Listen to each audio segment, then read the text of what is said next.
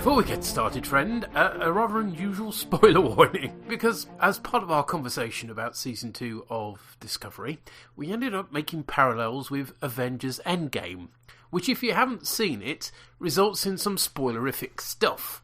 So, my advice to you is, if you've not seen Avengers Endgame yet, rather bizarrely, don't listen to this episode of Borgcast. Okay? Really, it does make some sense when you get there, honest. And it's not like it's not worth going to see Avengers Endgame, because it's really good, and even has some spaceships in it. Hey! Hello, friend! Hello! Welcome to Discovery 1416, which is us looking back over Season 2 and plucking our highlights and some of the things that we perhaps didn't feel didn't work so well, with it taking the whole season as a whole. But first of all, we've got some...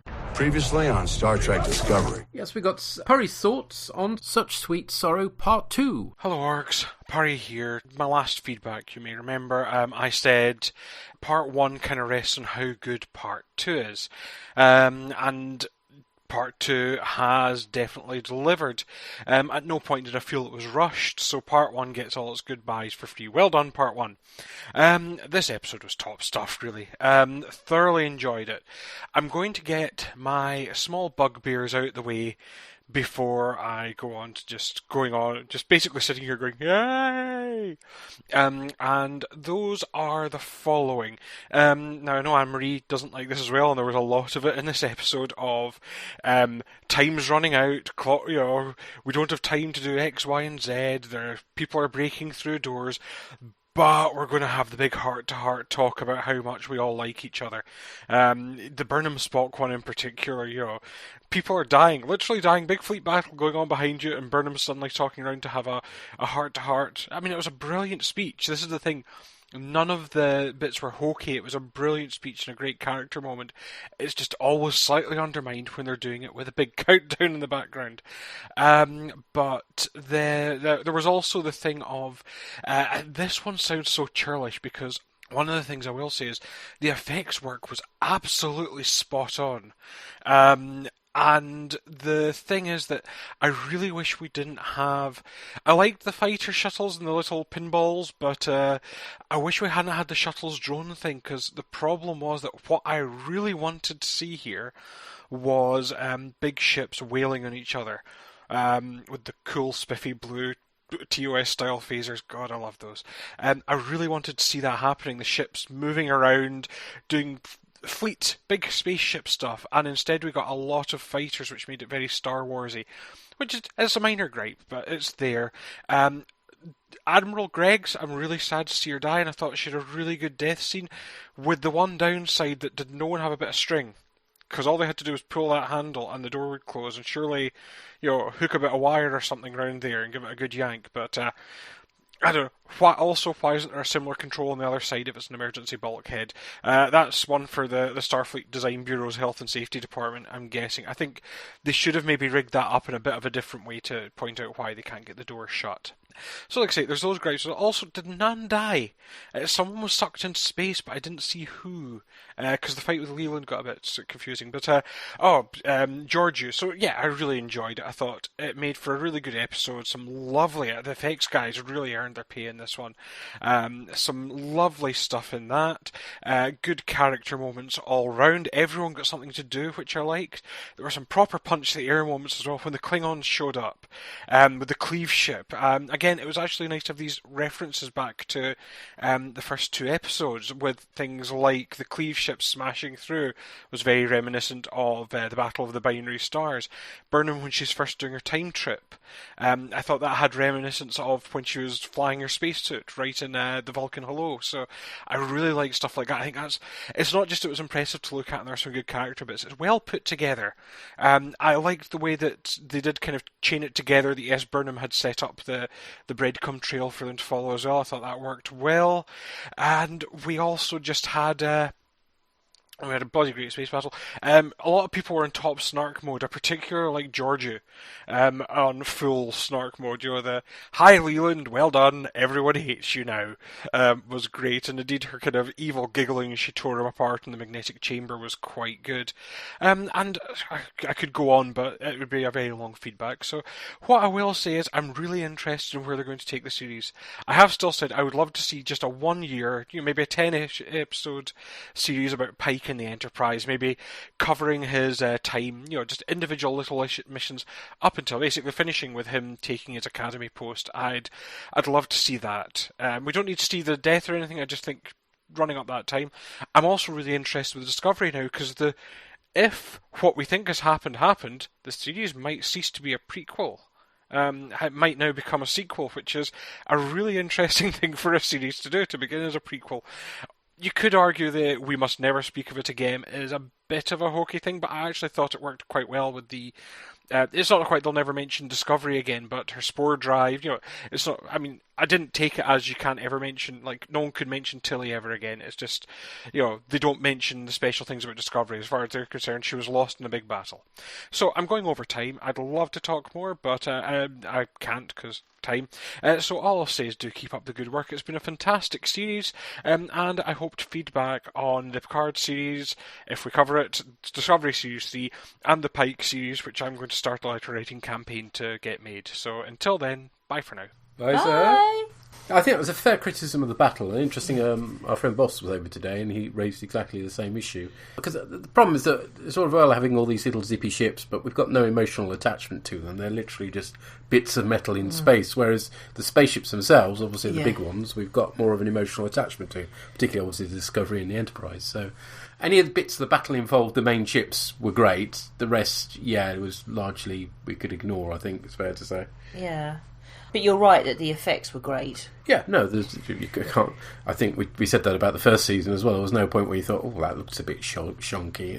It's generally top-notch effects all the time. You can see the money is up there on the screen, as they say. Yeah, and the thing is, I don't think it works saying that what they were saying is that you can't really talk about what's special about Discovery, because Sarek and Amanda have to promise never to mention Michael again, and that would just be stupid if it was only you can't talk about the ship and the spore drive. But they actually make a point of saying "and all her crew." Yeah. And so I'm afraid it makes it silly. It does a bit, sadly, yes. Yes. When I was watching the episode for the second time, it's two other crew people that get sucked out into space rather than Narn. We don't see what happens to Narn after that, I don't think. I'm trying to remember if she's on the bridge at the end when they're going through time. Certainly she's not one of the two that are sucked out. Anyway, she's lying on the floor at that point. Yeah. Well, I read an interview with the showrunner on TrekCore, and he has not giving spoilers about Season 3, but what he is doing is confirming the end of Season 2, if that makes sense. And so he confirmed that they are 950 years into the future, and he confirmed Narn as a member of the crew of the Discovery. There we go. So cool. Right, well, let's move on to looking at the highlights and the things that we thought didn't work so well of the whole season.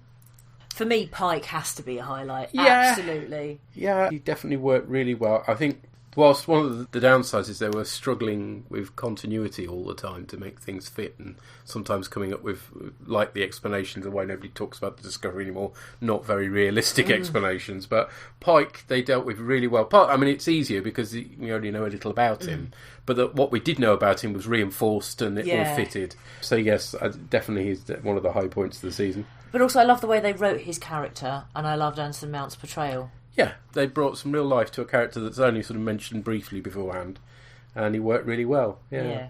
For me, another highlight, I've already mentioned it, but like cool space battles and effects and stuff. Yeah, not as many space battles as I would like, but that's probably that's true of almost everything. Yeah, it's true. But there seemed to be less in this season than there was in the previous one, interesting. But again, I thought it was done really well. Like you said, there was no point in any of the season where you went, ooh, which is good. Another highlight for me was Saru's evolution. Mm-hmm. And I particularly like the spiky bits that he can now fire off. Yeah, it'd be interesting to see if we see them again, because they made one appearance, and will we see them again? I'm not sure. I don't know, but I liked where they went with the concept. It didn't go where I thought it was going. Mm-hmm. It didn't go that actually, if you let them evolve, they become their own bad guys. It was that's not it. He did something different with it, which I liked, and I like how Saru sort of. Who was it he let have a fight? Was it Tyler and Culber? Because he's a lot different now, and Pike's like, yeah, you might want to kind of think about that sort of thing. yeah, it was Culber who was wailing on Tyler, wasn't it? Yeah. And he didn't step in, try and sort it. None of that. He just sort of let it happen. But then he seemed to found more of an equilibrium by the end. Uh-huh. So he had an arc, and I liked Doug Bugger's portrayal of him as he walks taller. He is less nervous. He still has the fart wafting walk. Yeah. But he isn't nervous. His speech patterns have changed. They are no longer hesitant speech patterns. And I think there's sort of room there for more exploration of how he's changed and stuff in the next season as well. It's not like it's been completely exhausted and now he's completely sorted how he is now. I think actually that a couple of stories could be set around him and just how he's changed. Yeah, that would be interesting. Yeah, so that was another highlight for me. What about you? You got any particular highlights you want to mention? Well, definitely the Enterprise. Just the designs, they've did an amazing job. It would be so easy to get that wrong, and I just thought it was fantastic. It couldn't look. Some people argue it could, but it wouldn't work for me looking like it did now. Not in the way that they just about got away with it in Deep Space Nine, but telly's moved on so fast since then. It would have just looked very odd. So, yeah, it was a lovely. In continuity is too strong a word, but in keeping with, I think, the original look, while still updating it for modern television. So that was great. Yeah, I know she wasn't in it much, but I liked Number One. Yeah, I know she was a fun character, and we could have spent a bit more time with her. But who knows if Purry gets his spin-off series? I liked how although it's a shame that they didn't build her up more prior, I liked how they handled Ariane's death. Yes. I mean, the background characters were given a lot more time this time round. Arguably, Ariane not as much as perhaps you should have done, considering what they were doing with her, because literally you don't find out actually what she is until the episode she dies. So that was a bit sad. But on the upside, Detmer and Oa Shechem were very well served, I thought, as characters. I mean, they're never going to be, as in the front as Michael and Tilly, but nevertheless, we saw a lot more of them this season, and they got a bit more of an idea of their characters. So that was nice. Yeah. And even, is it Bryce? I'm even beginning to remember some of their names now. Yeah, they've still got a long way to go before they've got anything approaching a real character, but yes. Yeah. And Narn, I don't know, I did find it, I can't remember which feedbacker it was pointed it out, that she should not be wearing her breathers and then a spacesuit. It is a bit odd, isn't it? But yeah. So I think they've got some thinking to do there, but in terms of the way she was portrayed and stuff, I like that she wore the scan too. Mm-hmm. I like the way they dealt with humour. There weren't any out-and-out comedy episodes like you used to get in Next Generation and to a lesser extent Deep Space Nine. Well, no, not to a lesser extent if you count the Ferengi episodes, I guess. But they didn't do comedy episodes, did they? I mean, we just had that mini-sode that was very comedy with Mud, but there was plenty. In most episodes, there were at least 2 or 3 really good lines that made me laugh. Yeah. So I like the way they deal with that. Yeah. At one point, I thought it was going to become the Tilly show, because they did do a lot with her, but they did then rein it in, didn't they? A lot, yeah. In fact, it actually felt like they weren't serving her quite so well in the latter half of the season. So, like, she did quite a bit to start with, and then she went into the background a bit. But hey, I suppose it's what serves the story ultimately. Yeah. You can't say, we've got to have a Tilly moment here because we haven't had one in a while. That's not the best way to go about it, however much Llama God might want it to be. And Admiral Greggs, it was sad to see her go, and it was, as Purry said, it was a bit weird that there wasn't an equivalent control on the outside or another way round it. But I like the way they played it with her and her sacrifice. Yeah. That if somebody had to sacrifice themselves, it was going to be her, and she was okay with it. Mm-hmm. And just, it's a shame, because I really liked her as a character, and I liked her portrayal, but if you've got to make it count by killing someone important, I think that works because we knew her. I also like the fact they didn't feel the need to end every episode on a crazier and crazier cliffhanger. Oh, yeah. That got a bit silly, didn't it, in season 1? Yeah, it did. They were trying to outdo themselves every week. Whereas this time there were some that had cliffhangers, but there are other ones that actually, some of the plot threads anyway had been nicely tied up at the end, fine, and then next story we move on, sort of thing. I mean, obviously there's the overarching search for Spock. That's the first half of the season, which I thought was stretched out a bit too long, particularly since quite often it was... we're looking for Spock, but there's this other shiny thing over here. Let's go and spend this episode looking at the shiny thing. Next episode, we're looking for Spock. Oh, hang on, there's another shiny thing here. It's like constantly getting distracted like cats or something. I don't know. Yeah. Or like my daughter with a laser pointer with her fish today. Apparently it works on our dumb dog as well. Yeah, well, why does that not surprise me? Oh, bless him. Any other high points from you? I liked the way that they weaved in the shorts, but without... I'm glad they didn't weave them all in, if you see what I mean. Uh-huh. And when they did, it sort of... It made sense that they referenced back to them. Yes, I think looking back on it now, they work. They didn't work for me going into them, as we discussed on our podcast, but... Actually, now having seen the season, you go, oh, okay, now I understand why that's there, and they've introduced this character, and it doesn't seem as gratuitous as it did to begin with, or as random. With still the possible exception, I know it's other people's favourite, Calypso. I mean, okay, so we've got Discovery in the future, and maybe that story will be fleshed out more in the third season, but I still feel it's just so removed and weird and disconnected.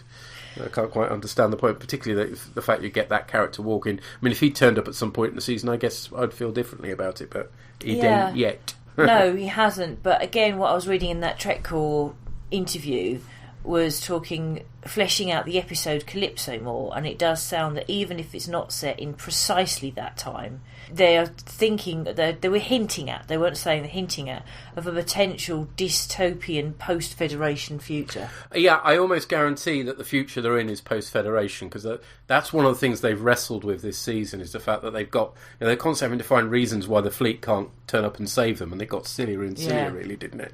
And resorting to all our comms are being blocked out by 31 and all that business, because they seem to feel that it narrows or limits the potential for jeopardy if they're part of one big fleet. But that is kind of the point of Star Trek, it has to be said. It's establishing another series has managed it. I mean, all right, Voyager got around it, with an original concept, but Deep Space Nine managed it, I suppose, because they were on the edge of Federation space. So... going far into the future, going beyond the Federation, I guess it means they've got to be more resourceful and rely on themselves, and they'll feel that stretches the characters more. But I will certainly admit one of the beauties of this series is that we've seen different ship designs. You compare it to the original season where it was Constitution on out. Yeah. So it's for me it's a virtue of later series, particularly once CGI came in, that you could get different designs of vessels, and now we're not going to get that. It's a shame. Well, we might get it, but in a different way, because we don't know what's replaced the Federation. Do you see what I mean? But anyway, there are a couple of things that aren't highlights, but they're also not bad for me. Mm-hmm.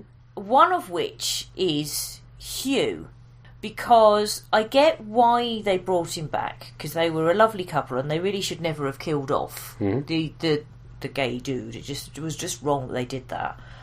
And I liked the fact that there was that initial disconnect. It wasn't straight away, hooray, we're back together. But they were actually together by the end. And I suppose partly you could argue, well, it always needed to, because the whole point was we need to have this lovely gay couple that everyone can go, oh! But actually, I think that needed a bit more time to breathe before they got back together again. So it wasn't, for me, something that didn't work at all. Because although I was initially sceptical about him coming back, and I still think that the way he came back was bobbins, that what they then did with it I liked and I appreciated. It's just that right at the end of the last episode they get back together, and I guess he has to be on the ship now that it's in the future, but I think it would be nice to see them begin to build their relationship up together again, to begin to reconnect, rather than it suddenly seeming, oh, but I do love you really. It just seemed a bit... Yeah. So, for me, that falls in the sort of in-between. It's not a highlight, but it's not something that I think of as bad and disappointing. And for me, personally, that's also where Spock falls. Yeah. Still, yes, I remained unconvinced by the end of the series, but by Ethan Peck. And I don't blame the actor for that. I'm sure he's a really good actor. It's that recapturing lightning in a bottle thing, and they just about pulled that off, I think, with Zachary Quinto, but they really didn't with Spock, and he never felt properly like Spock in this one. And yes, you can argue, well, this is your younger Spock, but it's like, in a way, why include him then? It's hey ho. but for me, it wasn't completely bad, because I felt that, is it Ethan Peck? Is that his name? Gave a good performance with what he was given, and there were times as well where I was like, yes, I can see how you're this Sarek Spock. Several people make their point that they seem to be basing his performance on, and I really can't remember the actor's name who's playing Sarek now. So not Mark Leonard. No, not Mark Leonard. Yes, but I didn't find, not like Mark Leonard, that removed from Mark Leonard in the same way as I found Ethan Peck removed from Leonard Nimoy. Yeah.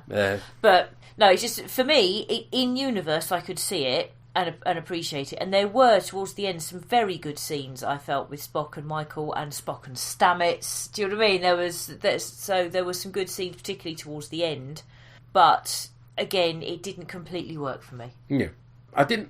The red light thing, particularly at the beginning, I still don't understand why at the time. I mean, they turned out to be significant at the end, but I can't understand why Starfleet was getting so, it was like the worst thing ever suddenly at the beginning with these red lights appearing, and to the extent that so Section 31 gets dragged in as a result, and it's somehow affecting the security of the Federation. I never understood that.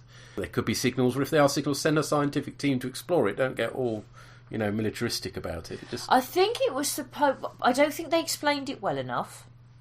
But I think there were a couple of lines in there, but I think that it needed fleshing out. And it's to do with the fact that they've only just recovered from the Klingon War. And so they're very twitchy? Anxious, very twitchy. And if it could be a threat, we have to check it out in case it's a threat, and we have to stop it becoming a threat. Yeah, it just never seemed like an obvious threat. The red lights... How is that? No, they didn't. And again, there needed to be some more. So you have I think it's the first episode is where I think it might be Admiral Greggs actually who says, we've only just recovered from the Klingon War. But in later episodes, I think there needed to be more about why the red lights are perceived as threatening, and it wasn't there. I'm afraid that whole thing just doesn't work for me at all. The Red Angel stuff. Mm-hmm. For me, it's a big fat no. Uh-huh. Sometimes it might be her mum, or it might be her because plot. And covered up with a bit of technobabble, which some people understand, but I mean, it was never adequately explained to my... No. And I guess you probably couldn't without quite an in-depth biology lesson, which you're not really watching Star Trek for anyway. So. No, and then you've got all this stuff about, yet again, it's all about Michael, and that's just too much. Yeah, I think they definitely exhausted her as a character about which the whole universe turns. And I found, because also, even finding Spock ended up to be, that was about Michael as well, and I didn't like that. Because she is the central character, a lot of things are going to revolve around... I mean, let's face it, look at the original series. How many stories had to revolve around Kirk? And even if it didn't, then quite often he'd change the script to ensure it did, because he was the star. And so it seems a bit churlish to say, it's wrong that these important things are revolving around Michael. But I think they can make a series where the central character doesn't have to be, the key to the destiny of the whole universe. For me, that was just one step too far. I mean, hopefully the next season will be about, her as a character, how she's shaped by being in this new environment, how things have changed around her, rather than her being the answer to life, the universe, and everything. Yeah, that for me is why. It was a combination of it's a mum. Yes, it is. No, it isn't. We're going to do a thing, and it's all time limited, and send the suit off, and then we're going to make you cross, and now you have to die, and then you have to say goodbye to your mum, but you're allowed to have a really long, yet another heart-to-heart while there's a countdown going on at the same time. Basically, what I didn't like about Discovery this time round, and overall I did enjoy each episode, but pretty much every time I didn't like something, it involved the Red Angel plot. Mm-hmm. which is unfortunate because that's kind of central, but never mind. It was one of those things that if it had gone most of the way it had gone, because I like the control stuff, even though I didn't always understand it. I liked the concept of an evil artificial intelligence, so I liked that. It just needed to end as not being Michael is the universe. Do you know what I mean? They needed to do something different with it, from my point of view. And certainly they can't do it again. The third, I mean, it'd be great to see more of her as a first officer and how she supports Saru and how they interact. I mean, there's lots to be gleaned from that for starters, and how she interacts with the other crew. And we haven't had a Trek series before that concentrated on the first officer rather than the captain. Yeah. And I do think there's lots to be mined there that they haven't really done, because so often she's just out on her own somewhere sorting out all the problems without the rest of the crew. Whereas actually, first officer ought to be pulling in the skills of the crew and assisting the captain getting the job done. So I don't feel like we've seen much of that yet. No. And I mean, me saying that I don't like the Red Angel stuff does sound like I'm saying I don't like the second season of Discovery. It does a bit. But for me, I'm much more about character than anything else. Characters. And I really, really like the characters. So for me, the fact that I don't like what went on with the Red Angel in the end... Well, ultimately, that's just the MacGuffin to hang the stories round, isn't it? So, I don't like the MacGuffin, would be a better way of putting it. And I don't like Michael being the centre of the universe. And, time travel, the Avengers Endgame, as always, as a MacGuffin, always presents more problems than it does solve them. So, Yeah, but actually, the way some of it works, I kind of got it, actually, because they weren't asking you to understand too much or making it out like to be gobbledygook. I like the idea that when it's a paradox, I prefer it that way. I've got to go back and set the signals because we saw the signals. Yeah, I can't. Does that make sense? That's more the sort of time travel I can get. Isn't that Back to the Future? I've got to do this because if I don't, no. Back to the Future is where it all springs out into different branches, isn't it? Yeah. No, I'm right. It is the same timeline, and you're going back on yourself. And if you don't go back on yourself, you're buggered. Yeah. Yeah. That's what I like. I like that bit. But just the characters in this were great. I liked seeing the evolution, the interaction, because also it wasn't just Pike was great. It was also how other people reacted to Pike. Yeah. I really enjoyed. Was there anything you really didn't like? One of the things that's still bugging me a lot, but that's probably just because it's more recent, is the way in which the last two episodes really should have been an episode and a half at most, rather than 2 episodes. Because the first half, I mean, O'Purry said that he thought it paid off. I don't really feel a lot of those scenes did pay off, particularly not the ones where she said goodbye to people that then she didn't actually have to be parted from. Yeah. So that did feel like an awful lot of padding, messages to people we've never met or heard of before.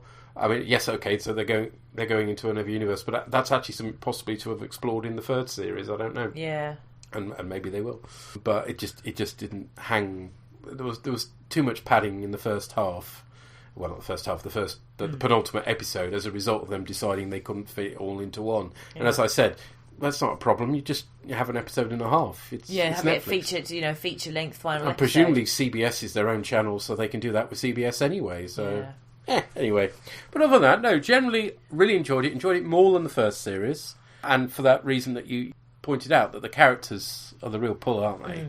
And that gets you through, even if the MacGuffin isn't always doing it for you. Yeah. So, and I think that's the strength of all the good Trek series, and one of the reasons why Voyager doesn't work quite so well is that it didn't have as many good characters. It only had a couple really that ever interested me, whereas most of the other Trek series have several that you keep wanting to go back and find out more and see these people and how they interact. So yeah. Also, as well, for me, if you're going to have a character that you hate, you've either got to do something more to them, make them more ambiguous, which is what they've done with evil Emperor Georgiou, isn't it? They've made her now more ambiguous. She's being changed by her environment, or is she? Is it a cover?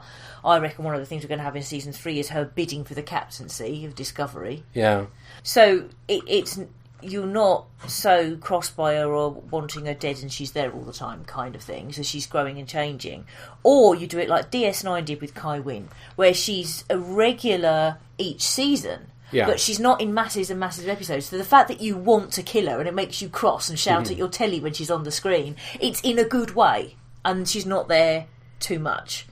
And I like that that's what they did with Georgiou, but with Voyager, for Chakotay and Neelix, I wanted to twat them both, and they were both in nearly every episode. Yes. Cool. We have heard from other folk. We do generally ask people to keep the feedback to 5 minutes, and it's just for a practical reason, just to keep the podcast at a reasonable length, and so that we're not up late into the night recording as well, because also we need to listen to it first before being able to comment on it. So I'm kind of aware that people have sent some feedback in that's longer than 5 minutes, and so what I may well do, and I hope people don't take offence, is just edit it down a bit just to keep the length of the podcast to a reasonable amount. Generally, folk, if you could keep it to 5 minutes, it does make our life a lot easier for what is supposed to be a hobby and not a job. Okay. So we've heard from Doreen. And she writes, I've been struggling with deciding anything about Series 2 as a whole. Tried to do a rewatch, but it was too soon. I hadn't forgotten the later episodes enough to enjoy the early ones. Even if I had forgotten some of the early episodes existed until I was reminded of them. Also, I was finding it really hard to binge watch Series 2, and that's not often something I have a problem with. But I have re-listened to all of the Borgcast, though, and that was much more successful. Oh, thank you. I think the episode with the church might have been my favourite, but I liked the Red Angel storyline. I can't pick a favourite character because it's between about 10 people, for many different reasons. Mistake makers, Tilly, Spock and Saru. Explainers, Pike, Georgiou and Michael. There for people, Saru, Michael and Cornwell. Attention takers, Jet Reno, Stamets and Tilly. Oh, we forgot to mention Jet Reno. She was a night. She was a great character. It was a bit weird that she disappeared for ages and then just popped up again. But other than that, no, she was good. Yeah, like her. Full of surprises, Jet Reno, Detmer and Ariam, and heroes at the end, Sarana, Lorel and Poe. Thank you, Doreen. Thank you. What did you think of the Klingons this time round? They looked different again, didn't they? And less weird, apart from extra nostrils that really threw me. I found the extra nostrils hypnotic. But they seemed less silly, I think, than last time. Less brightly coloured, for no good reason. And also I like the fact that the ships are now looking far more like Klingon ships. Yeah. Both externally, the D7 design, obviously, they've remained very faithful to, but also internally as well. They're less like massive cathedrals inside and now more like what we think of as Klingon bridges. Yeah. And the other thing is with Lorel as Chancellor, although we didn't see that much of her, we saw a bit of the Klingons at the very beginning of the season and then at the end. Yeah. I did love her in that last episode. Yeah, no, she was great. And I think that was kind of logical, actually. To move away a bit from the Klingons, having featured them quite a lot in the first season, but also to have her at the beginning and the end work quite nicely in terms of the arc of the series. So that was good. Also heard from Andy. Some quick thoughts on Disco Season 2 and a little speculation on what we might see going forward. In the spirit of the great spaghetti westerns, let us first look at the good. Anson Mount as Christopher Pike is a revelation. It was very dearly loved an entire show following the early adventures of the USS Enterprise under his command. Number one, and even Spock really came into their own with fantastic chemistry. So more of them, please. I was especially impressed how they managed to tie in the Cage and Pike's tragic fate so well. Yes, that was excellent. And that's sort of the echoes of what's happening to him with what's going to happen in the future. And that revamp of the Enterprise, wow, just wow. I hope that isn't the last we see of her. On the Discovery, it was great to get to know more of the crew and to see them given stuff to do, even taking part in away missions. I do think they could have done more, though, especially as we saw with Ariam's memories showing some really nice and touching interactions. Just a shame we only saw that on the episode she died. Yeah. You know? And Tilly was given some great moments. In a couple of instances, she almost overstepped into parody, but never crossed that line and remains one of my favourite characters. Saru really came to his own, and I don't think anyone would question him being the captain going forward, and really liked his interactions with Pike. Jet Reno, still the best name in all of sci-fi, was just awesome. My one complaint with her is that we didn't get enough. Yeah. The bad. So throughout the series, I have generally enjoyed each episode and seeing where the story was going. But now we have gotten to the end and I've looked back, I have to say the writing has been very uneven. And unfortunately, I don't think it is going to age very well for me. There are lots of instances where if you start pulling in a thread, the entire story starts to unravel.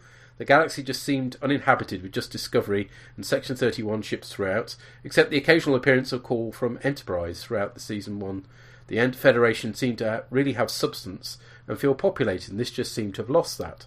Well, I suppose partly it's supposed to be that the Federation has taken such heavy losses in the Klingon War, but even that alone won't excuse it. Yeah, and again, I think it was about them trying to make it more of a jeopardy if it's just Discovery on its own. Yeah, but that goes back to the Enterprise is the only ship in the fleet. It does, doesn't it? yes, that has been a running theme throughout series, hasn't it? My best guess is that while they knew where they wanted to end up, they didn't have the whole series written at the beginning, and we're writing it week by week like traditional Trek, and then having to try and remember something written a few weeks ago by a different writer, which led to some infuriating inconsistencies. Speaking of, while the visual effects remained very high standard, especially easily on a par with anything we saw in the JJ films, what the hell is going on with Discovery's Terminus? Yes! Oh man, they're just wrong! And how many shuttles and work bees does it have? Yeah, quite a few. I mean, they do make the point that they've also got the Enterprises as well, but yes. I really liked seeing the revised Klingons, but they felt more as an afterthought as far as the story is concerned, like they decided the Klingons would be featured and then worked out how after the fact. And I don't blame them wanting more of L'Rell. Likewise, Clem Fandango was just confusing. The way his conflict with Pike was just so poorly conceived and felt more like an actor acting out a scene than a real conflict. I think we could have done without him, or just a couple of shorter guest appearances. And yes, several other people I've noticed on Twitter have not been so impressed with Ash throughout this season. And I think it's a fair criticism. He's a bit odd and he sort of flip-flops between his loyalties, but... I think the reason that he's odd and everything else is because of what's happened to him. But I think it would have been better dealt with if he wasn't if he was in fewer episodes. Yeah, I think so. Perhaps a little more often than L'Rell, but not as often as he was. Yeah. Section 31. As much as I love Deep Space Nine and how 31 was presented in the show, I do wish Ira had never invented them. The whole 31 subplot with Control was so unsatisfying. And it turns out Control can be defeated with strong magnets. Yep. It just feels like they were doing an impression of Gromit from The Wrong Trousers, riding along in the train while desperately trying to lay track just before they ride off over it with no time to pause, to catch a breath or make a proper plan. I need to talk about Michael. Well, I like her character, and she's superbly played. The writing really let her down, in my opinion. Having her mother being the Red Angel and Section 31 being involved in her parents' death, it starts to feel a little like Skywalker Syndrome. Yeah, my issue, yep. And all the major events in the galaxy are down to a single family. It just seemed like lazy writing, and I've come to expect a lot more from the writers. Fortunately, the cast is all fantastic and fully inhabit their characters, but when you compare to something like The Expanse, where each episode builds and builds so perfectly from one episode to the next, I just found it lacking this season upon reflection. I think all of it, which is fair. Yeah. I mean, not to get too distracted by The Expanse, but this at least doesn't suffer from what I find with The Expanse sometimes, which is like entire episodes go by and nothing's happened, because it's a very, very slow build with The Expanse. Whereas you can never claim that Discovery is boring in any of the episodes, I don't think, so except possibly the penultimate one, obviously. The other stuff. So having said all that, and having rewatched, while I loved Pike and the Enterprise might have caused me to have a little sex wee... Thank you. I don't think Season 2 was as strong as Season 1. For all its flaws, Season 1 had more coherent narrative, and within the show itself was harder to pick apart. But that doesn't mean doom going forward, lest we forget that Deep Space Nine's first season was a lot stronger than we all remembered when Borgcast revisited, and Season 2 was a bit of a hot mess. Yeah. Traditionally, it's Season 3 when they really find their stride. Very much looking forward to seeing what they will do. I think personally we're going to see something akin to Gene Roddenberry's Andromeda, where the Federation has either collapsed or lost its way, and it's down to Discovery and her crew to help bring them back to the light. Ooh, yes, that's quite possible, isn't it? Whatever happens, though, I look forward to listening along with all of you on the Borgcast. Thank you, sir. Thank you. I think overall I did prefer Season 2 to Season 1 because we got to know more of the characters. Mm-hmm. But I think if you're talking about the plot, I prefer the plot of Season 1. Ish. Yeah, I found Season 1 a lot more uneven, and the tone lurched a lot more. There's a lot more consistency of tone through Season 2. But yes, I think the through line possibly isn't as strong. Yeah, you're right. And certainly isn't as satisfyingly resolved in the end. Yeah. We've also heard from Martin. Good evening, Orcs. Well, it could be any time you want. We are going to be discussing time travel after all. Yes, it's Martin here. Well, that was bloody good, wasn't it? I really enjoyed it. I think it's a much more confident production than Season 1. Obviously, they've been buoyed by the success of everything. I think it's a much kind of stronger feeling kind of where they were going now. I mean, there were some bits I thought that worked better than others. I won't say it's been an absolutely perfect year of television, but I think it's a wonderful way of Star Trek to have been reinvented for the new generation. Again, it's a much more action-packed show, and I wouldn't be surprised if they've taken a lot of some of those cues from the modern version of Doctor Who. As I've said earlier, something like the Red Angel, I think, which is an arc that kind of kept us all guessing in the early days, and that's good. It was good to have something there to kind of to hang on, to guess about, and if people aren't talking about your show, then you've got a problem with your show, and this is something that people were genuinely excited about and excited to share theories of. Bringing Captain Pike on board, I've voiced my pleasure before. I thought Anson Mount was really good as the captain, and in the first season we had dark and complicated Lorca. Here we have a more sort of space adventurer captain figure. Let's have some fun along the way, he said.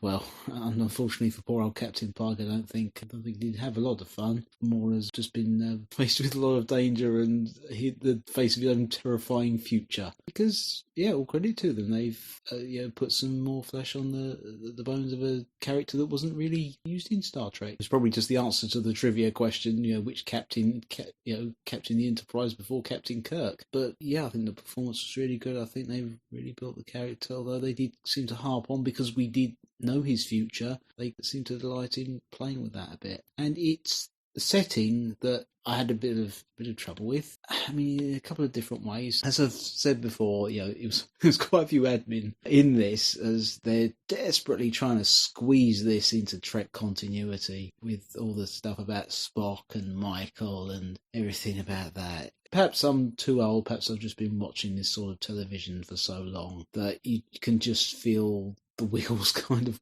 grinding and say, oh yeah, you've done this because of this, because you're trying to fit yourselves into continuity. And flipping out, Michael even says, I've lost you once, I can't lose you again. She says that twice during the series. But on the other hand, I think they also lent into it brilliantly. And now we know why, because this is their last hurrah. The ship has gone into the future, so no more 60s Trek, so why not go out with a bang? We get to see the marvellous bridge of the Enterprise.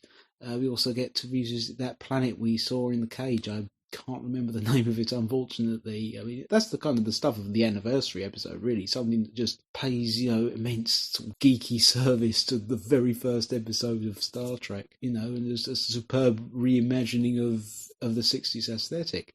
Which also brings me on to the costumes. As I've said before, I've really enjoyed the reimagining of the old Enterprise uniforms, and especially Narn's Scant, that kind of little version of that, which I thought were lovely little additions to the series. All the characters got a lot to do. I think Saru was particularly great, stepping up as, I presume he's going to step up as captain. It would be nice to get a bit more of Ariam, I think, before her untimely death. And it's another thing as well with the Red Angel concept. I know Peter was talking about it, wanting to get into more adventuring, and I wish they'd done a bit more of that. I wish they'd done a bit more individual episodes, because the lovely concept of just the signal appears in the sky, so the ship goes to find it and suddenly finds an adventure, a problem to solve. They could have done that. Although you don't really need to, really. I mean, you shouldn't need an excuse. I remember Russell T Davies writing about very early days of bringing back Doctor Who, when writers were forever trying to put in, the Doctor follows a distress signal, or the Doctor,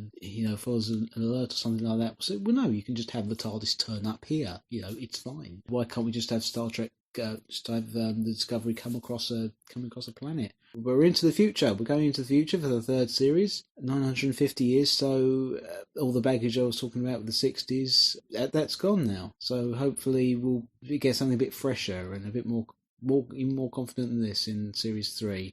And personally, I didn't mind that we didn't see the Discovery come up the other end. I thought that was a perfect end to it. I don't think we needed to know, just see them arrive. We saw a signal in the sky. I think that was well enough. So I'm looking forward to the next season to see kind of where we end up. Overall, yes, I really enjoyed it. Yes, I had some niggles, but I thought it was really good, and we'll wait and see what happens in season 3 then. I'll speak to you another time, and I look forward to hearing the podcast. Okay, so thank you very much, and goodbye. Bye, sir. Thank you. I think you're right that there are parallels with New Who in terms of, I suspect, in terms of how it was written. I think because they had a change of showrunner partway through, I think that there were different writers who just get told, you must include this and you must include that in what you say, rather than there being a proper through thread. So in the same way as that there's bits of stuff in with a season finale, particularly with Moffat, that you're like, really? Is that where you're doing with that now? And, you know, the way he writes is sometimes it's more about the arc than the individual episode, and sometimes things don't quite fit. With Moffat, I think you're seeing some of that with the fact that, like you said, every now and again they would go, oh, look, shiny thing, we must do the Red Angel, but shiny over there. I think it's... I think it's not necessarily bad writing. I think it's disjointed writing by committee, or, you know, by various different people who don't talk to each other about what they're writing. I think there's also a thing about, you know, we're expected now to binge watch these things, so you're expected to have a through line through a season that keeps coming up again and again and again. I think possibly the wheel will start to turn round again, because actually, I'm with Martin. I kind of like the idea of individual adventures in the way that Who at its best does, really, without necessarily having to constantly sort of have an ongoing continuity thing that's woven into each and every story. I thought obviously to begin with, it's following the red lights, but particularly that second episode where on their planet, I think Doreen mentioned it was her favourite one, and I think I probably agree with it. It felt so Trek, particularly so original Trek as well, because it's just that glorious thing, oh, this is weird mystery we've got to solve here in this episode. And I think a bit more of that in the next season would go a long way for me, rather than feeling that we have to continuously be telling parts of the same story throughout the whole season. Yeah, I think with Deep Space Nine, they had the continuity there, but it wasn't always all about that all the time. No, I mean, even at the most sort of archy, each individual episode could be seen on its own and had a beginning and a middle and end. It was just, you know, there were events weaving through that carried on into other stories. Yeah. Thank you very much, sir. Oh, and yes, we have picked up you're a Scant fan. They do look good, don't they? Yes. So what's your view on the uniforms? Is it a hit, a miss, or a mixed? A mixed, I think. I think we argued about this back at the time, that in some ways I would have preferred to have, once they introduced those Enterprise ones, to have kept with them for everybody, but because I preferred them, but you like the blue better, so... I think the only thing that really still irks me about those uniforms is the unsymmetrical collar bit, but hey-ho, I don't think that's just a design aesthetic that doesn't appeal to me. Okay. Who else have we heard from? Andrew. I think I'll go with my biggest issue with this season, which is there are lots of moments in this season where you can say, why did you do that when you could have done this? A couple examples in the last 2 episodes when Poe's given them a way of charging the time crystal. Why wouldn't they use the spore drive to jump far enough away from Leland that he can't get to them in time, then charge the crystal without a space battle breathing down your neck, and jump to the future safe and sound? In the final episode, when Georgiou kills Leland, why do they still go to the future? If the threat that's after the sphere data has been neutralized, wouldn't that call for at least a conversation about what to do next? Further back in the season, there's not beaming Arium directly into the brig under armed guard and instead letting her die in space, which seems a little contrary to Pike's I put my life on the line for you, you put your life on the line for me. He's willing to risk the entire ship for Tilly, but for this person, no, they're dead. And I'd even go further back than that, right to the start of the Red Angel 7 Signals storyline, to the Red Angel appearing to Spock, adult Spock. And I can't think of a reason for why Gabrielle Burnham doesn't give Spock more information about what he's seeing, about who she is, about what her role in all this is, about why she's coming to him. I mean, there's a point at which Spock says that the radiation that comes from the suit interferes with radio, but the suit's not soundproof. She could speak through it, so she could introduce herself to Spock and give him an idea of what actually he's dealing with. Because a lot of people have asked, how did Spock know about the 7 signals if Gabrielle Burnham didn't? Where did he get that information from?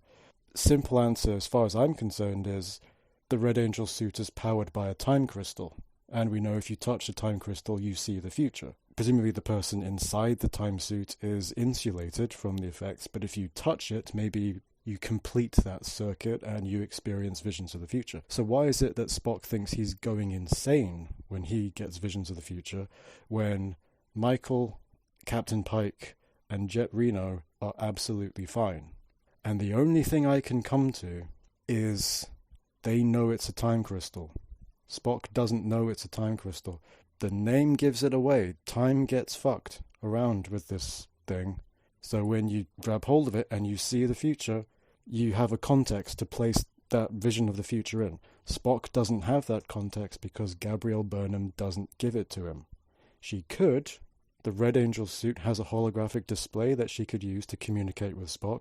Even if the Red Angel suit can only spend a short time in a time period before being yanked back to the distant future, she has a time suit. She can make as many jumps to that point as is necessary in order to give him as much information as he needs in order to be able to deal with the problem that she knows is coming.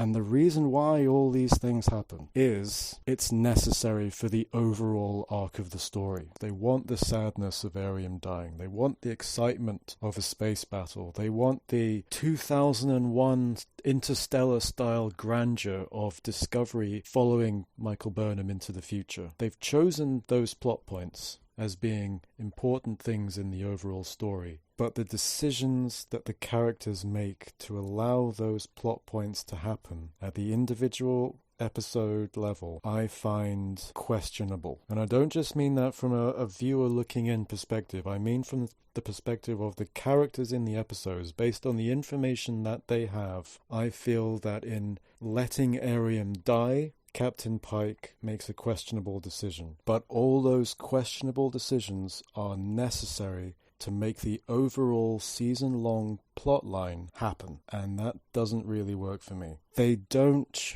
justify why other alternatives to those courses of action aren't available. You have to come up with headcanon for it, and it shouldn't be my job as a viewer to come up with justifications for character decisions and actions that I find questionable. It should be the episode's job, it should be the writer's job to remove possible alternative courses of action so that I can ask, why did they do that when they could have done this? It feels inauthentic. Characters are driving the story, but you can see the writers telling the characters where to go. I mean, obviously all fiction is constructed, it's artificial, but I think the trick is to make it feel as though it's not. The trick is to make it feel like it's a slice of history. And when you have characters making decisions that they make, which a lot of the time make me as a viewer think, why did you do that when you could have done this instead? When all those things happen in the service of this larger overall time travel, sending the ship to the future plotline, it takes me out of the story. Which is a shame, really, because I think everything else I like. Thank you very much. Take care. Bye-bye. I get where you're coming from,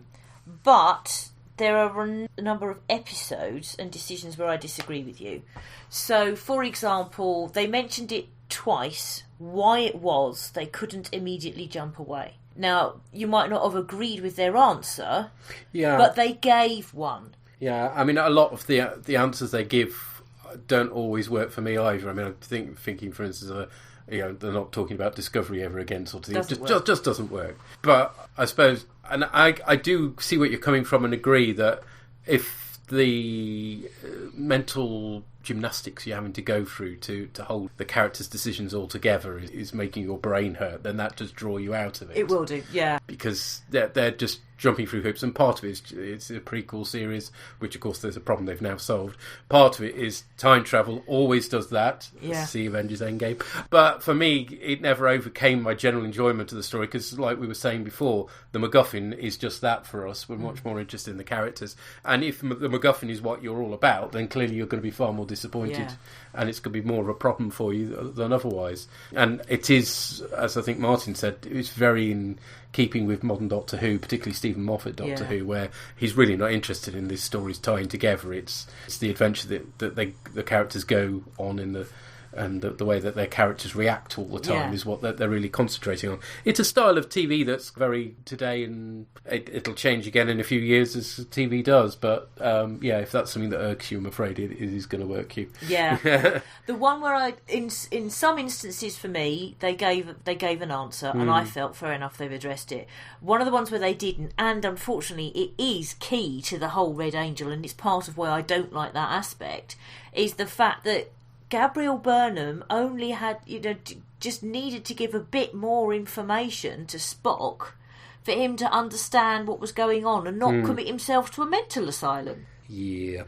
She can see all the future or everything. She knows what he does and what happens. She's definitely the weakest link in it, as far as I'm concerned, yeah. Yeah, so that particular one, yes, it requires a lot of mental gymnastics. Yeah. And given how much he's hanging on, Spock didn't get it and then he did and all the rest of it, I do understand your frustration. It's just that for me, it's not as important. Yeah. Have we heard from the Llama God? We have. Llama God's log, Scotty, Noijig, Kuig, Og. It was the best of times. It was the worst of times. Or was it? I guess that's what this feedback for this week is actually meant to be about. So we're just doing a bit of feedback for the entirety of Season 2 of Discovery. But, of course, as anyone who's listened to the podcast, and if you haven't, why haven't you listened to the other podcasts? They're great. Should know by now. We've got a pretty good idea of what my views on this season actually are. So, just to do something slightly different, I thought I'd get in someone who's been mentioned, but hasn't actually given any feedback of her own until now, my long-suffering wife, Jo. Hello. So, this is your first Star Trek. Yes. What brings you to Discovery? Why have you chosen this as your first dip into the waters of the 24th century?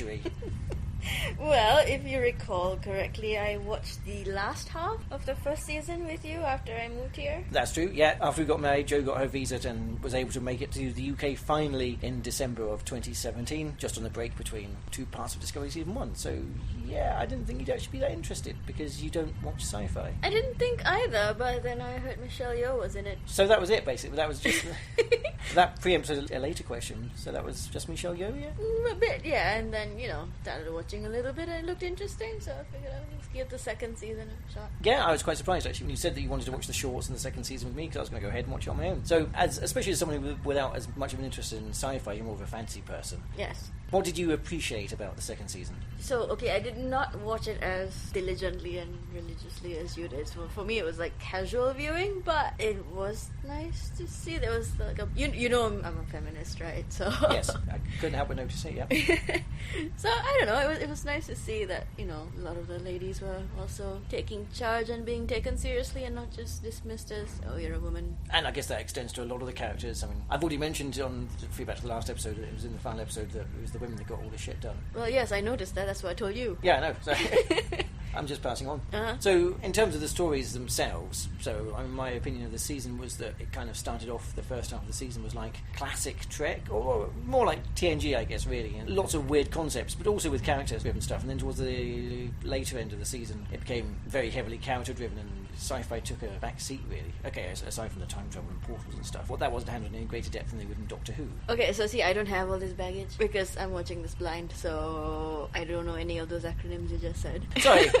It's fine. Older Star Trek. It seemed like older Star Trek to me. Okay, but yeah, for me it was just space adventures, which, given that I enjoy space adventures given the comics we read. Yeah, this is true. Yeah, so yeah, for me it was just space adventures. Was there any particular part of the space adventure that was a standout, and was there a part that was too much for you? Yeah, I think you enjoyed the episode more than I did, but there was the where Captain Pike goes to some planet and apparently there's whole 20 years of backstory to that, and yeah, so that just went right over my head. I had no idea what that was about. Yeah, that was an interesting one, because obviously I and a shit ton of other people geeked out about the fact they flashed back to the original pilot episode, but did that affect your viewing a bit? Did you like it less? I think I didn't like it that much because I'm like, get on with the current story. I don't know what all this is about. I mean, a lot of people came into this not being sure about Captain Pike being involved. In terms of characterization, though, aside from the 2 episodes in the original series, he's pretty much a blank slate character. He's had a bit of representation in the newer films, but that's a different I quite liked him. So you didn't as a character on his own, he was nice. But that episode set on the planet, the Talos 4, that wasn't a favourite, no. No, even though it sort of drove his story a bit, didn't? No, because I was like, come back to the main plot with all these signals and this Red Angel thing. I want to find out more about that rather than go into some character's 20-year backstory, front story, whatever. Oh, no, okay.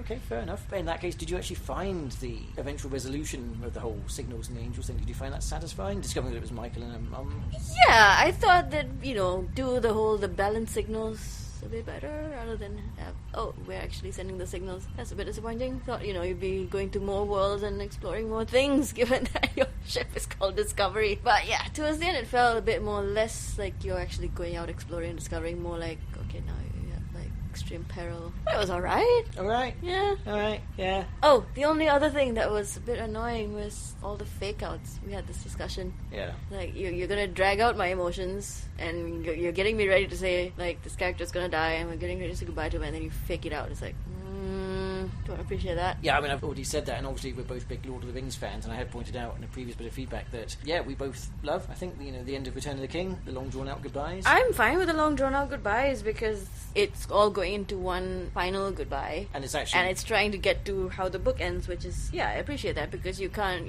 just end it at, say, like, Minas Tirith or something, and not say goodbye to the hobbits. But you are actually saying goodbye there, aren't you? You're saying goodbye, just like in the book, you're saying goodbye to some of the Fellowship, but you still have to journey back with the hobbits and say goodbye to the hobbits on their own. But what I mean is that's a proper goodbye, and then we don't suddenly go, oh, and now the next adventure, and he's like... Oh, no. So I guess that would make it sort of slightly... Yeah. Oh, no, Frodo's actually coming back.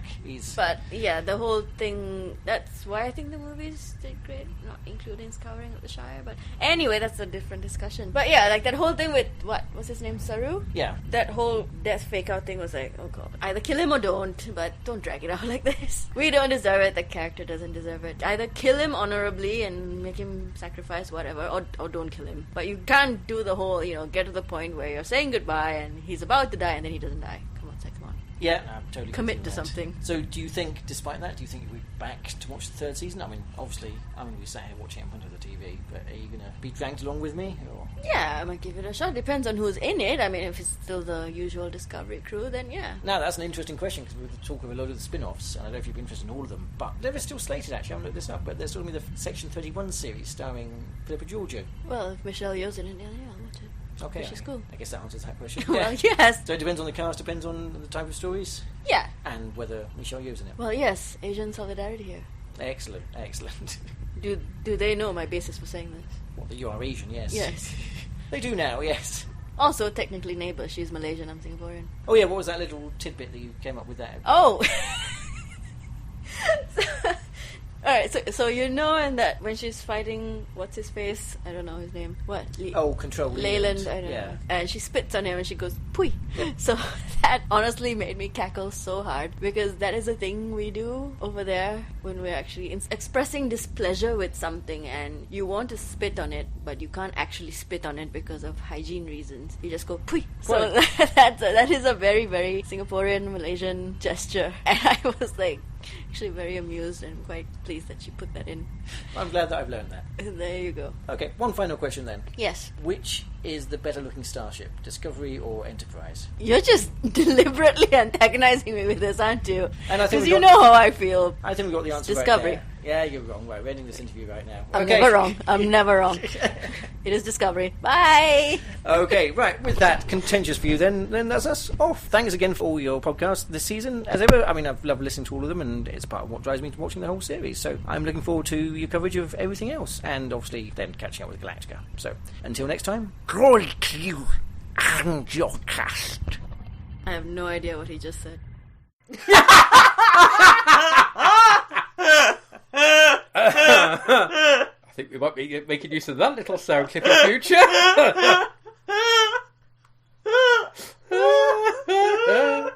And that might be the title as well. Yeah. Oh, that was fantastic. Thank you. It's so great to hear Joe's thoughts. Yes. Coming as a newbie and to discover about Pui. That's fantastic. Yeah. Fake spit in your general direction. Yeah. But yes, on the fake outs and the slightly awkward, embarrassing non-death of Saru. Like, oh, you're not actually dead, are you? It's a good job they didn't do something they regretted later, isn't it? But I think you'd probably be fairly safe for season 3 in terms of I can't see them being able to tie in in the way they have done in this season, because it's set in the past, they've been able to dip into these things. We're now in the far future for season 3, so there won't be these references that will pass over your head and not have that resonance for you. So, and definitely the most feminist Trek, I think, without any doubt so far. So, and all for the better for that. I agree that Michelle Yeoh is cool. Yes. Great to hear from you both. Yes. Thank you for that. And finally, because I had time to get in his thoughts for the whole season, we can hear from Puri. Hello, I'm Puri here to talk about Discovery Season 2 as a whole. I thought this was a much improved season. Now, I did like Season 1, but it definitely had some rocky patches. I think they were still working out the kinks, and I think this is really the season where stuff was largely firing in all cylinders.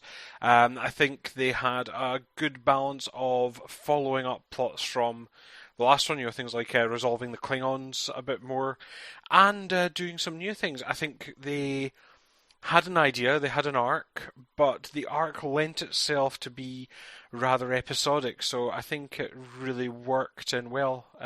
Overall, I think they actually tied things together quite nicely, and we still had a good feeling of an ongoing adventure. There were a few gripes. Some of mine didn't come true. For example, I was a bit nervous about having Pike and Spock in, because my fear was that we would lose the cast within Pike and Spock, or more specifically, particularly since we lost Lorca, and it used to be kind of the Lorca Burnham Saru show, or quite often the Lorca Burnham show. I thought a lot of the cast would be kind of hidden, because it would suddenly, the sort of heavy lifting would be done by Pike, Spock, Burnham, Saru. I didn't actually think Ash Ketchum was going to come back, but there you go. Maybe Stamets and Tilly as well. But I did like the attempts to bring in characters like Debner and and the other two, whose names I still can't remember, and Ariam. And indeed, I think I'd have liked more time with all of them, but particularly Ariam, obviously, because they did actually kill her off. I think we could have done with a bit more with that. And again, it would be nice to explore the crew. I'm not asking for a Debner episode, but I'd definitely like to see Debner and O. O did get some in that Terra Elysium episode, but more stuff like that, I think, is what we're looking for. But they are working on it, and they do seem to be trying to widen out the focus a little, which is always appreciated. The series looked fantastic. The effects were brilliant. We got the lovely Enterprise and all its sets. Occasionally went a wee bit JJ. A bit Star Warsy, with the pinballs firing out the back of Discovery, and the big battle at the end with all drones and shuttles was very Star Warsy and not as Trek as I'd have liked. But overall, I think we got some solid storytelling. We got a definite good Star Trek feel. Yeah, I think this was a lot more confident season. I think they knew what they were doing now, and they seem to have a grip on things. Of course, they have also completely shaken up the show format for the third season, but this could be what they do. Who knows what's going to happen in season 4? In season 4, they're shrunk down to microscopic size and have to live in the microscope world, or they end up in a land of the giants. Who knows? Like I say, there were a few gripes. I got annoyed, like you guys, about the fact that they did that big story with, the spore drive and apparently discoveries damaging the mycelium network by travelling through it, and so they're not going to spore jump anymore, and then they spore jump constantly. Before they had that episode, you could make the argument, they're not wanting to because, like Stamets is nervous about doing it and that sort of thing. They were coming up with reasons to restrict it. Starfleet weren't happy with them doing it, and Stamets wasn't really wanting to. But after that episode, I thought the thing was going to be knocked on the head, and they just kept spore jumping all over the place. They weren't doing anything like the 1,000 jumps around a ship, but it was still, I think, overusing the spore drive sort of thing. I think the showrunners, it's one of the things they really want to take out, but it's also a really useful plot contrivance, and the problem is it's very hard to come up with a reason that you can only use it when the plot demands, which I think is giving them a bit of trouble now. But similarly, I think we got some good character growth from everyone. I think it was really interesting to see the Spock Burnham stuff and the stuff about their childhood and their bonding. We got some more stuff with Stamets. The Stamets-Hugh relationship actually was interesting. It's nice that they didn't instantly get back together. We got some new characters, obviously being, we got to go know some of us more, but we also got Jet Reno. Jet Reno's been a real high point. I did have a feeling that she occasionally just appeared randomly to solve problems. This thing's broken, and all of a sudden a hatch would open, and Jet Reno would step out, say something sarcastic, and glue it together with, Pritt stick. But I loved her for that. I actually would like it if that's just what she keeps doing. She's the pop-up engineer. That would be brilliant. I'd like an engine room as well, but that's once. So yeah, overall, I'm very happy with this season. I think Discovery's going really well. I've got very few complaints, and those that I have are often quite small. So looking forward to Series 3 now. All that remains for me to say is do keep up the good work. I always look forward to the podcast, and I hope to feedback when Season 3 hits. Until then, bye for now. Bye. Thank you all. Yeah, that's another thing that was frustrating, and the whole we can't use the spore drive because it's hurting your species and all the rest of it. Oh yeah, except we can now because the plot demands it. Yes. Yeah, that bit didn't work at all. Yes. And when you were talking about things that were too Star Wars, my brain immediately leaped to those droids. Oh yes, yeah. Just tone and feel of a series is in some ways a little bit indefinable, but there are things that feel specifically Star Trek and things that feel specifically Star Wars. It's interesting, isn't it? And you start mixing them across and it feels weird, doesn't it? It does. And yeah, me too. I hope we see the engine room because we're sorely lacking an engine room so far. And do you want them to be consistent with the Ready Room too? Well, that kind of worked because of Lorca leaving and the fact that Pike wasn't technically... I mean, he was just a temporary captain. So if they just said a line like, I'm going to use my quarters for my Ready Room because I'm aware that I'm not the captain. So, yeah, obviously not as clumsy as that, blimey, but this is why I don't write. But I think they just needed to explain that slightly, and that would have been fine. But yes. Who knows where Saru will set up his Ready Room? Probably in engineering. Anyway. That's assuming Saru's captain. I reckon Georgiou is going to fight for it. Maybe. But if she's getting her own spin-off series, I guess she'll lose. I don't know. Well, but the spin-off series is now a prequel to Discovery. They're now operating in different timelines, I presume. What do you mean? Well, isn't the spin-off series about how we got to where we were with... No, all we know about the spin-off series is it's a Section 31 series with Georgiou, which immediately has problems because, of course, she's in the future now, so... Yeah. Meh. Whoa, anyway. Whoa, we're in the future now. Yes. Sorry. Cool, well, thank you to everybody who's fed back. Thank you. And the next Borgcast will be in hopefully a couple of weeks' time, and we will be looking at... Because I did promise we would be revisiting the first season, admittedly without Anne-Marie. We'll miss you. Yeah, but it'll be me and Andy. We're recording on Wednesday the 29th of May, and we'll be looking at the episodes 110, 110, 111, 011. It's like banana, you can't stop spelling it. I remember that. And I remember watching it and you telling me how brilliant it was, and I thought it was shit. Well, feel free to send feedback if you're not going to be in the podcast. Okay. That's allowed. And I'd have to watch the bugger, wouldn't I? Yeah. This is the reason why you didn't want to be involved in this venture. Yeah, so let's not. I remember it. It was shit. That'll do. Yes, and the other one's Too Short a Season, which is one of those titles that I have to strain really hard to remember what it's got to do with the episode, but I think that's about the Admiral dude who gets younger with the really, really clunky wheelchair. But I could be proved wrong. Oh, is this another Data Gets Taken Over one? No, it isn't. No, that's not the plot. That's the later one, is it? Oh, yes, you're thinking of the one in Season 2 where Ira Graves takes over him. Yeah, no, it's not that at all, no. Just the same plot? No, it's nothing to do with Data. It's another wild Admiral dude in a wheelchair. Right. Anyways, more of that later. Yeah, I can tell I'm missing lots. Your enthusiasm knows no bounds. Or indeed beginnings. Anyway. Obviously, you can catch me and Anne-Marie over on our other podcast talking about Battlestar Galactica. We're just coming to the end of the first season of that. And then we start Galactica 1980, which perhaps wouldn't be the best stepping on time. But that lasts all of 2 months, I think it is. And then in August, we'll be looking at Ronald D. Moore's BSG, the reimagined Battlestar Galactica, which will be a whole different proposition. Yeah. So do feel free to join us for that journey as well. Okay, we'll catch you in whichever podcast at some point. Take care. Cheery bye. Cheery bye.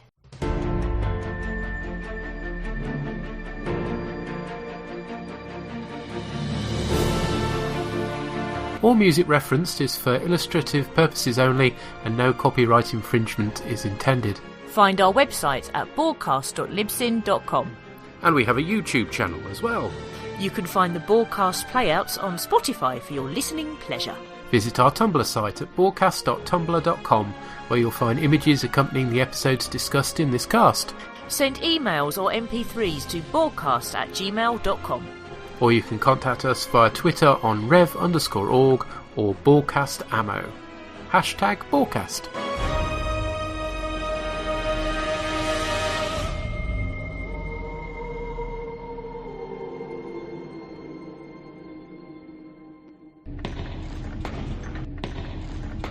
Shut it down! I have no idea what he just said.